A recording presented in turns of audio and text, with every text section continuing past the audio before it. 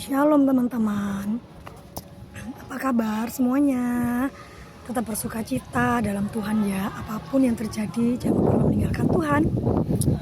Seperti biasa saya sedang sarapan di depan toko orang karena nunggu buka. Jadi saya duduk aja ngemper di sini sambil sarapan. Terus saya mau cerita. Saya tutup dulu dah. Mau cerita dulu. Jadi Tuhan itu memanggil saya di bidang pelayanan misi, ya. Dimana Tuhan taruh di hati saya itu jiwa-jiwa yang terhilang atau jiwa-jiwa yang belum mengenal Tuhan sama sekali, bahkan untuk dapat kembali atau percaya kepada Tuhan. Tentu saja bukan saya yang membuat mereka percaya atau mau kembali. Saya hanyalah memiliki mulut untuk memberitakan dan mengingatkan. Tetapi yang membuat mereka benar-benar insaf adalah pekerjaan Roh Kudus. Jadi saya hanya menaburkan firman kepada mereka. Terserah Roh Kudus. Bagaimana Roh Kudus berkarya di hati mereka. Nah, kemudian ada beberapa kelompok atau komunitas yang Tuhan izinkan untuk saya layani, untuk saya pimpin, ya. Dan beberapa komunitas ini memang ada yang dari awalnya memang sudah Kristen, tetapi beberapanya lagi mereka adalah murtadin, ya, yang sama seperti saya. Jadi saya bisa mengerti bagaimana mereka karena saya mengalami lebih dulu. Nah, akhirnya saya memberikan bimbingan, memberikan firman, memberikan arahan, istilahnya itu seperti pemuridan. Bagaimana kita sebagai murid Yesus untuk mengikut Yesus itu sampai kita mati. Dan memberikan apa yang mereka tidak ketahui, mengapa Kristen bla bla bla, mengapa Tuhan Yesus itu begini dan begitu gitu.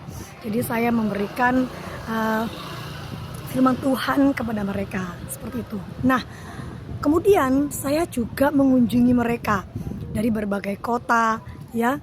Saya mengunjungi mereka. Tetapi karena saya ini bekerja dan saya juga tidak memiliki banyak uang, saya harus selalu bergumul lebih dulu dan juga saya harus menabung lebih dulu untuk mengunjungi mereka. Nah, saya juga terkadang tidak terpikir untuk mengunjungi kalau misalkan tuh jauh gitu loh ya, jauh banget ya. Nah, saya tidak terpikir gitu.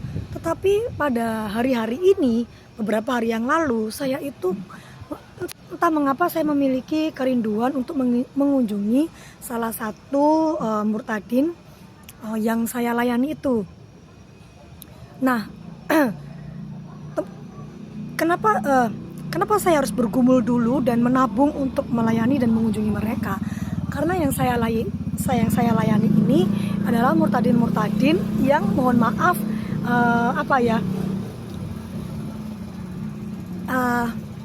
status sosialnya atau keuangannya atau pekerjaannya itu mereka justru harus dibantu gitu. Nah, jadi saya tidak pernah mengharapkan pelayanan saya ini itu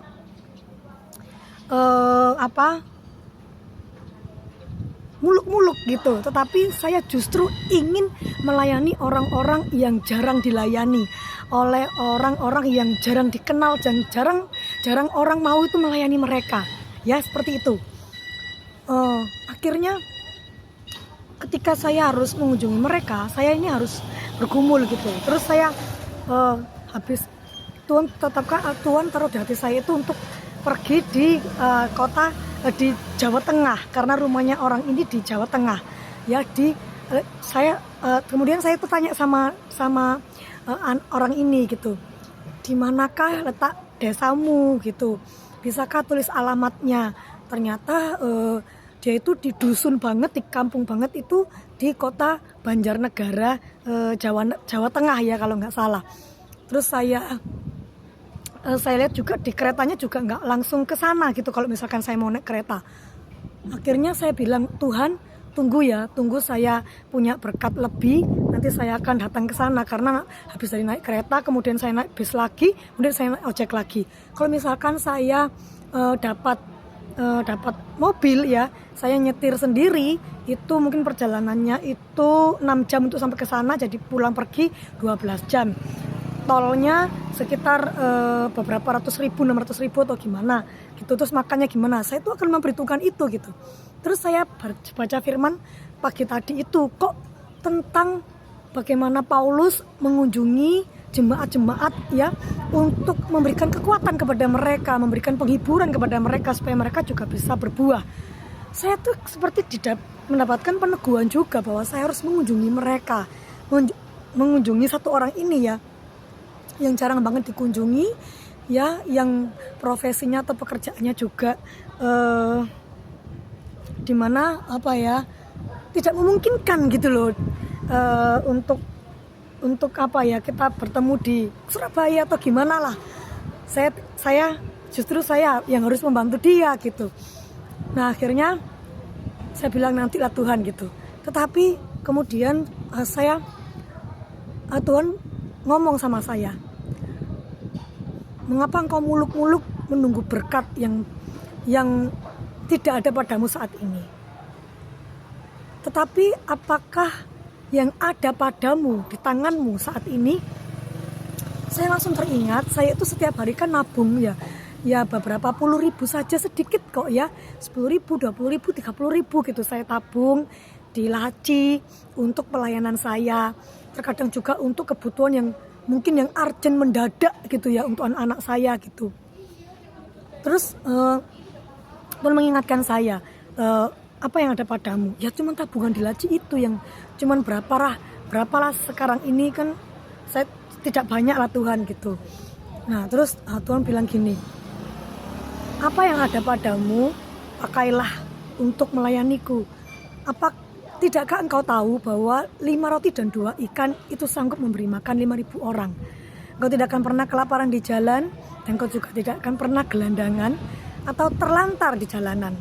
Tidakkah engkau percaya kepadaku bahwa engkau tidak perlu membawa bekal apapun untuk pelayanan, asalkan motivasi hatimu tetap murni bahwa engkau melayaniku, membawa jiwa-jiwa itu kepadaku. Akhirnya itulah kesaksian saya. Terus dukung saya dalam doa supaya saya bisa menjangkau jiwa-jiwa, dan dimana nanti jiwa ini juga mengatakan dia tidak bisa, mungkin keluarganya akan menolaknya karena keluarganya anti Kristen, dan dusunnya juga semua kampung itu anti Kristen. Dia kalau ke gereja biasanya online atau pergi ke kota gitu. Dan kemungkinan saya nanti kalau tidak menimbulkan konflik, saya akan janjian ke depan atau ke kota ya, supaya nanti juga tidak menimbulkan konflik atau apalah gitu ya. Karena kita orang Kristen berusaha untuk mencari kedamaian dimanapun ya. Jadi saya nanti akan ke sana dalam waktu dekat ini. Akan saya cari jadwal Sabtu Minggu begitu, kemudian saya pulang dan bekerja kembali. Terus dukung saya dalam doa supaya saya dan jiwa ini terus mengenal Tuhan, berakar, bertumbuh di dalam Tuhan, dan nantinya banyak jiwa juga yang diselamatkan Tuhan. Tugas saya hanya memberitakan firman Tuhan dan memuridkan mereka. Selebihnya adalah karya Tuhan sendiri ya. Jadi judulnya nanti akan saya bongkar celengan untuk jiwa-jiwa yang harus saya kunjungi menurut kehendak Tuhan yang Tuhan taruhkan di hati saya. Saya Envy Rizky Ramadan, sampai jumpa di video-video saya berikutnya. Nanti pelayanannya juga saya akan update ya. Tuhan Yesus memberkati. Shalom.